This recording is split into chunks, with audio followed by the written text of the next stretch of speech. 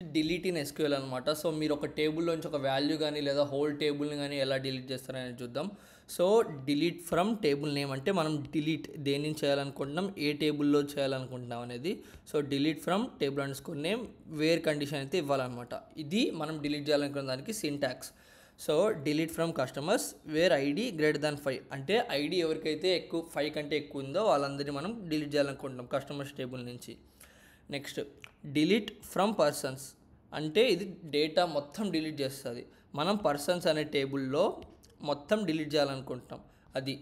ఇది ఏం చేస్తుంది అంటే 1 by 1 ఎగ్జిక్యూట్ చేసుకుంటా పోతాం. మనం coding order versus execution order చూసాం కదా, అలా కాకుండా మీరు ఏం చెక్ చేయకుండా ఓన్లీ ట్రంకేట్ వాడైతే కూడా డిలీట్ చేయొచ్చు అనమాట.